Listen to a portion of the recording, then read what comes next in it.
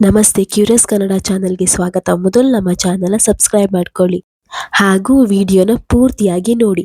ಇನ್ನು ಮನೆಯಲ್ಲಿ ಭಾರ್ಗವಿ ಮತ್ತು ಅರ್ಜುನ ಮೊದಲ ರಾತ್ರಿ ಮಾಡಬೇಕಂತ ಹೇಳಿ ಅವರ ಅಜ್ಜಿ ರುದ್ರ ಹಾಗೆ ಜಯಂತ್ ಎಲ್ಲರೂ ತಯಾರು ಮಾಡ್ತಾ ಇರ್ತಾರೆ. ಇನ್ನು ಜಯಂತ್ ಅರ್ಜುನ ರೂಮನ್ನು ಡೆಕೋರೇಟ್ ಮಾಡ್ತಾ ಇರ್ತಾನೆ ಹೂವಿನಿಂದ. ಆಗ ಅರ್ಜುನ್ ಬರ್ತಾನೆ. ಅರ್ಜುನ್ ಬಂದು ಕೇಳ್ತಾನೆ, ಏನು ಚಿಕ್ಕಪ್ಪ ಇದಲ್ಲ ಅಂತ ಕೇಳ್ತಾನೆ. ಆವಾಗ ಜಯಂತ್ ಹೇಳ್ತಾನೆ, ಏನಂದ್ರೆ ಇವತ್ತೇನು ನಿಮ್ಮದು ಮದುವೆ ಆಗಿದ್ದು ಮೊನ್ನೆ ರಾತ್ರಿ ಅಲ್ವಾ, ಹಾಗಾಗಿ ನಾನು ನನ್ನ ಕೈಲಿ ಎಷ್ಟಾಗುತ್ತೋ ನಂಗೆ ತಿಳಿದ ಮಟ್ಟಿಗೆ ಡೆಕೋರೇಷನ್ ಮಾಡ್ತಾ ಇದ್ದೇನೆ. ಚರಣ ಏನಾದರೂ ಆಗಿದ್ರೆ ಅವ್ನು ಇನ್ನೂ ತುಂಬ ಚೆನ್ನಾಗಿ ಮಾಡ್ತಾ ಇದ್ದ, ಆದರೆ ನನಗೆ ಗೊತ್ತಿರೋದಿಷ್ಟೇ, ಏನೂ ಅಂದ್ಕೊಳ್ಬೇಡ ಅರ್ಜುನ್ ಅಂತ ಹೇಳ್ತಾನೆ. ಆವಾಗ ಅರ್ಜುನ್ ಹೇಳ್ತಾನೆ, ಅಲ್ಲ ಚಿಕ್ಕಪ್ಪ, ನೀವು ಈ ರೀತಿ ಮಾಡ್ತಿದ್ರೆ ತಪ್ಪಲ್ವಾ? ಈಗ ಮನೇಲಿ ಪರಿಸ್ಥಿತಿ ಹೇಗಿದೆ ಅಂತ ನಿಮಗೂ ಗೊತ್ತಿದೆ. ಮನೆಯಲ್ಲಿ ನಮ್ಮನ್ನು ಯಾರೂ ಒಪ್ಕೊಳ್ತಿಲ್ಲ, ಹಾಗಿರುವಾಗ ಇದೆಲ್ಲ ಬೇಕಿತ್ತಾ ಇವಾಗ ಅಂತ ಕೇಳ್ತಾನೆ. ಆವಾಗ ಜಯಂತ್ ಹೇಳ್ತಾನೆ, ನೋಡು ಅರ್ಜುನ್, ಇದೆಲ್ಲ ಇವಾಗಲೇ ಬೇಕು. ನಂಗೆ ಗೊತ್ತಿದೆ ನಿನಗೆ ಮತ್ತು ಭಾರ್ಗವಿ ಮಧ್ಯೆ ಮನಸ್ತಾಪ ಇದೆ ಅಂತ.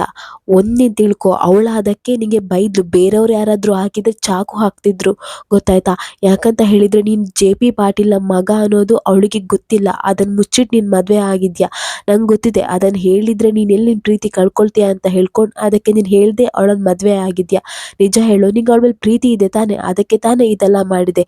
ನೋಡು, ಹಾಗೆಯೇ ಅವಳಿಗೂ ನಿನ್ನ ಮೇಲೆ ಪ್ರೀತಿ ಇದೆ. ನಿನ್ನ ಮೇಲಿದ್ದ ತಪ್ಪು ಅಭಿಪ್ರಾಯ ಒಂದ್ಸಲ ಹೊರಗೆ ಹೋಗಬೇಕು, ಅದಾದ್ಮೇಲೆ ಎಲ್ಲನೂ ಸರಿಯಾಗುತ್ತೆ ಅಂತ ಹೇಳ್ತಾನೆ. ಆಗ ಅರ್ಜುನ್ ಹೇಳ್ತಾನೆ, ನಂಗೆ ನೀವು ಏನು ಹೇಳ್ತಿದ್ದೀರಂತ ಅರ್ಥನೇ ಆಗ್ತಿಲ್ಲ ಚಿಕ್ಕಪ್ಪ ಅಂತ ಹೇಳ್ತಾನೆ.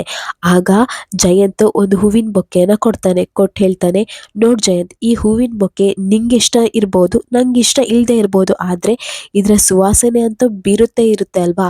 ಸುವಾಸನೆ ಬೀರೋದು ನಿಲ್ಲಿಸುತ್ತಾ? ಇಲ್ಲ ತಾನೇ? ಅದ್ರ ಕೆಲಸನೇ ಅದು. ಹಾಗೇನೆ ನೀವಿಬ್ಬರ ನಡುವೆ ಪ್ರೀತಿ ಅಂತೂ ಇದ್ದೇ ಇದೆ, ಆದರೆ ಅದರಲ್ಲಿ ಭಿನ್ನಾಭಿಪ್ರಾಯ ಎದ್ದಿದೆ. ಅದನ್ನು ಮೊದಲು ಸರಿಪಡಿಸ್ಕೊಳ್ಬೇಕು. ನೋಡು, ಇವತ್ತು ಈ ಶಾಸ್ತ್ರ ನೀವು ಮಾಡಲೇಬೇಕು.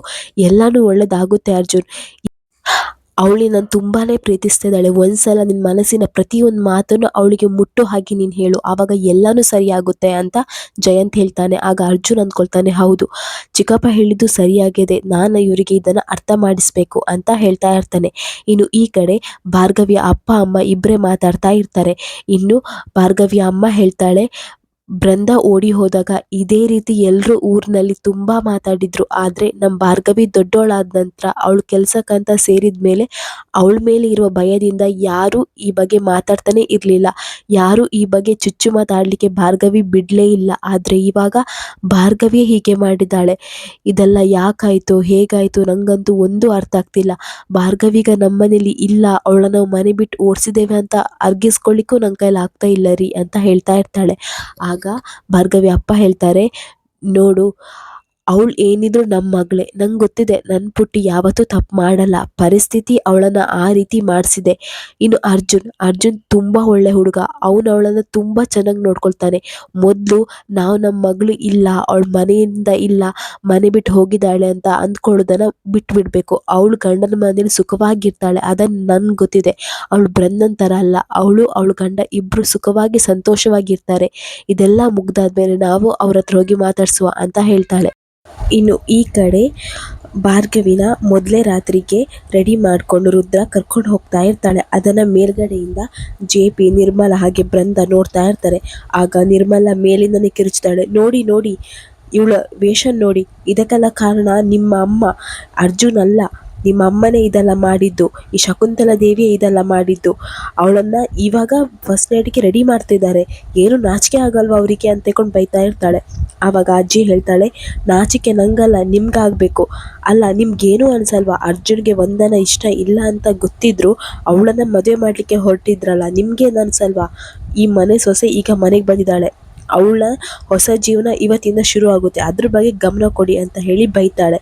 ಇನ್ನು ನಿರ್ಮಲ ಹೇಳ್ತಾಳೆ ಭಾರ್ಗವಿಗೆ, ಎಲ್ಲ ಕಾರಣ ಈ ದರಿದ್ರದವಳು. ನೀನೇ ಏನಂತ ಅಂದ್ಕೊಂಡಿದ್ಯಾ? 7 ಜನ್ಮ ನೀವು ಒಟ್ಟಾಗಿರ್ತೀರ ಅಂತ ಅಂದ್ಕೊಂಡಿದ್ಯಾ? ಇಲ್ಲವೇ ಇಲ್ಲ. ಇದು 7 ದಿನ. 7 ದಿನದಲ್ಲಿ ನೀನಾಗಿ ಮನೆ ಬಿಟ್ಟು ಹೋಗ್ತೀಯಾ? ಹಾಗೆ ನಾನು ಮಾಡೇ ಮಾಡ್ತಾನೆ. ಈ ಸಂಬಂಧ ಮುರಿದು ಬೀಳುತ್ತೆ, ಬೇಕಾದರೆ ನೋಡ್ತಾ ಇರು ಅಂತ ಹೇಳ್ತಾಳೆ. ಇನ್ನು ಹೇಳಿ ಸರಿಯಾಗಿ ಬೈದು ಅಲ್ಲಿಂದ ಹೋಗ್ತಾಳೆ. ಇನ್ನು ಬೃಂದ JP ಹತ್ರ ಹೇಳ್ತಾಳೆ, ಮಾವ, ನೀವೇನು ಹೆದರಬೇಡಿ, ಇವತ್ತಂತೂ ಅವರಿಬ್ಬರ ಫಸ್ಟ್ ನೈಟ್ ನಡೆಯೋಕ್ಕೂ ನಾನು ಬಿಡಲ್ಲ ಅಂತ ಹೇಳ್ತಾಳೆ. ಇನ್ನು ಬೃಂದ ಅವಳ ಹತ್ರ ಬರ್ತಾಳೆ, ಭಾರ್ಗವಿ ಹತ್ರ. ಇನ್ನು ಭಾರ್ಗವಿ ಬಂದು ಹೇಳ್ತಾಳೆ, ಏನೇ ಇಷ್ಟು ಚೆನ್ನಾಗಿ ರೆಡಿ ಆಗಿದ್ಯಾ, ನಾಚಿಕೆ ಅನ್ನೋದೇನು ಇಲ್ವಾ ನಿಂಗೆ ಅಂತ ಕೇಳ್ತಾಳೆ. ಆಗ ಭಾರ್ಗವಿ ಹೇಳ್ತಾಳೆ, ನಿನ್ನಷ್ಟಕ್ಕೆ ನೀನು ಸುಮ್ಮನೆ ಇದ್ಬಿಡು ಬರಂದಕ್ಕ ಅಂತ ಹೇಳ್ತಾಳೆ. ಆಗ ಬೃಂದ ಹೇಳ್ತಾಳೆ, ಅಲ್ಲ, ಸಂಧ್ಯನ್ ಸಾವಿಗೆ ನ್ಯಾಯ ಕೊಡಿಸ್ತೇನೆ, ಹಾಗೆ ಮಾಡ್ತೇನೆ ಹೀಗೆ ಮಾಡ್ತೇನೆ ಅಂತ ಹೇಳ್ತಾ ಇದೆಯಾ, ಆದರೆ ಇವಾಗ ಫಸ್ಟ್ ನೈಟಿಗೆ ರೆಡಿ ಆಗಿದೆಯಾ, ನಿಂಗೇನು ಅನ್ಸಲ್ವಾ ಅಂತ ಕೇಳ್ತಾಳೆ. ಆಗ ಭಾರ್ಗವಿ ಹೇಳ್ತಾಳೆ, ನಾನೇನು ಹೇಳಿದೆ ಅವಳಿಗೆ ನ್ಯಾಯ ಕೊಡಿಸಲ್ಲ ಅಂತ, ನಾನೇನಾದರೂ ನಿಂತ ಹೇಳಿದ್ನ, ಅವಳ ಸಾವು ಇವತ್ತು ನನ್ನ ಕಣ್ಣು ಮುಂದೆನೇ ಇದೆ, ಅವಳನ್ನು ಸಾಯಿಸಿದವರನ್ನಂತೂ ನಾನು ಸುಮ್ಮನೆ ಬಿಡೋದೇ ಇಲ್ಲ, ಅವರಿಗೊಂದು ಗತಿ ಕಾಣಿಸ್ತೇನೆ ಅಂತ ಹೇಳ್ತಾಳೆ. ಆಗ ಬೃಂದ ಹೇಳ್ತಾಳೆ, ಹೌದಾ, ನಿಂಗೆ ಗೊತ್ತಾ ಯಾರು ಸಾಯಿಸಿದ್ದು ಅಂತ, ನಿನ್ನ ಕಣ್ಣೆದ್ರಿಗಿದ್ರೂ ನಿಂಗೆ ಗೊತ್ತಾಗ್ತಿಲ್ವ ಅಲ್ಲ ಭಾರ್ಗವಿ, ನೀನು ಎಷ್ಟು ಪೆದ್ದು ಅಂತ ಹೇಳ್ತಾಳೆ. ಆಗ ಭಾರ್ಗವಿ ಹೇಳ್ತಾಳೆ, ಏನಂತ ಮಾತಾಡ್ತಿದ್ಯಾ ಬೃಂದಕ್ಕ ಅಂತ ಹೇಳ್ತಾಳೆ. ಹೌದು, ಅವಳನ್ನು ಸಾಯಿಸಿದ್ದು ನಾನೇ ಅಂತ ಹೇಳ್ತಾಳೆ. ಆಗ ಭಾರ್ಗವಿಗೆ ಶಾಕ್ ಆಗುತ್ತೆ, ಏನು ಹೇಳ್ತಿದ್ಯಾ ಅಂತ ಹೇಳ್ತಾಳೆ. ಆಗ ಬೃಂದ ಹೇಳ್ತಾಳೆ, ಅಯ್ಯಯ್ಯೋ ಹಾಗಲ್ಲ ಅಂದ್ಕೋಬೇಡ ಮರೇತಿ, ನಾನಂತೂ ಅಲ್ಲ, ನನಗೆ ಇಲ್ಲಿಂದ ಬರಬೇಕು ಅಷ್ಟು ಧೈರ್ಯ, ಆದರೆ ಅವಳನ್ನು ಸಾಯಿಸಿದ್ದು ಅರ್ಜುನ್ ಆಗಿರ್ಬೋದಲ್ವಾ ಅಂತ ಕೇಳ್ತಾಳೆ. ಆಗ ಬೃಂದ ಹೇಳ್ತಾಳೆ, ಹೌದು ಅರ್ಜುನ್ ಆಗಿರ್ಬೋದಲ್ವಾ ಅಂತ ಹೇಳ್ತಾಳೆ. ಆಗ ಭಾರ್ಗವಿ ಹೇಳ್ತಾಳೆ, ಅಕ್ಕ ನೀನು ಸ್ವಲ್ಪ ನಿನ್ನ ಮಾತು ಮೇಲೆ ಕಂಟ್ರೋಲ್ ಇಟ್ಕೊ, ಏನಂತ ಮಾತಾಡ್ತಿದ್ಯಾ, ಅವರನ್ನೇ ನೀನಂತ ಅಂದ್ಕೊಂಡಿದ್ಯಾ, ನಿನ್ನ ಥರ ಅಲ್ಲ ಅಂತ ಹೇಳ್ತಾಳೆ. ಆಗ ಬೃಂದ ಹೇಳ್ತಾಳೆ, ಅಯ್ಯೋ ನನಗೇನು ಗೊತ್ತು, ನಿನ್ನ ಮಾವ ಹೇಳಿದ್ದು ಕೇಳಿಲ್ವಾ, ಅರ್ಜುನ್ ಮತ್ತು ಮಾವ ಪ್ಲ್ಯಾನ್ ಮಾಡಿ ನಿನ್ನನ್ನು ಮದುವೆ ಆಗಿರೋದು, ಯಾಕೆ ಗೊತ್ತಾ, ಮಾವನೇ ಹೇಳಿರೋದು ಅರ್ಜುನ್ಗೆ ಮದುವೆ ಆದರೆ ನಿನ್ನನ್ನು ಕೇಸ್ನಲ್ಲಿ ಸೋಲಿಸ್ಬೋದು ಅಂತ. ಯಾವಾಗ ಮಾವನಿಗೆ ದ್ವೇಷದಿಂದ ನಿನ್ನನ್ನು ಸೋಲ್ಸೋಕೆ ಆಗಲ್ಲ ಅಂತ ಗೊತ್ತಾಯಿತು, ಅದಕ್ಕೆ ಪ್ರೀತಿ ಅಂತ ನಾಟಕ ಮಾಡಿ ಸೋಲಿಸ್ತಿದ್ದಾರೆ. ಅದು ನಿಂಗೆ ಇನ್ನೂ ಗೊತ್ತಾಗಲಿಲ್ಲ, ನೀನೇ ಒಂದ್ಸಲ ಯೋಚನೆ ಮಾಡು, ಲಾಸ್ಟಿಗೆ ಸಂಧ್ಯಾ ಯಾರ ಜೊತೆ ಇದ್ಲು, ಅರ್ಜುನ್ ಜೊತೆ ತಾನೇ, ಅಂದರೆ ಅವಳನ್ನೇ ಸಾಯಿಸಿದ್ದು.